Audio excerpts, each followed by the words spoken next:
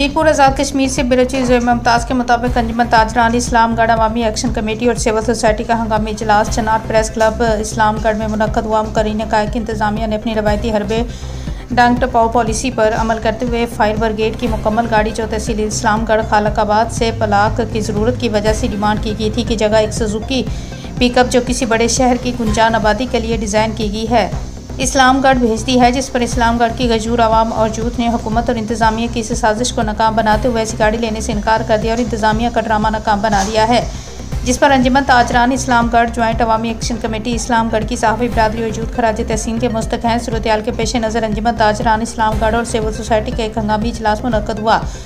इजलास में मुतअद्दिद आरा पेश की गई है। यूथ के गम और गुस्से को कंट्रोल करते हुए मुतफ़क़ा फैसला हुआ कि इंतजामिया ने अपना वादा पूरा नहीं किया बल्कि हमारे साथ भोंडी नौसरबाजी की है, लेकिन हम जिम्मेदार और रियासत के पुरअमन शहरी हैं। एहतजाज की काल होने के बावजूद इंतजामिया और हुकूमत को उनकी सहूलियात का वक्त देते हुए अंजुमन ताजरान इस्लामगढ़ का दो नकाती एजेंडा यही है कि rescue 112 talk office fire brigade भी मामला और मुतासरा दुकान की बेहतर और मुकम्मल कम्बिनेशन। इस दौरान असिस्टेंट कमिश्नर इस्लामगढ़ भी चनार प्रेस क्लब में इजलास में तशरीफ़ लाए और वजाहत पेश की। दो मुतालबात के साथ असिस्टेंट कमिश्नर को मौका दिया गया है कि जो तारीख वो इन मुतालबात की मंजूरी की देंगे। अगर ये मुतालबात ना मानेंगे तो वही तारीख तहसील इस्लामगढ़ में शटर डाउन और पहिया जाम हड़ताल की काल होगी। इस पर इंतजामिया ने 29 जनवरी 2026 को वक्त मांगा कि मामला पहले ही फिनांस की मंजूरी के लिए गया हुआ है।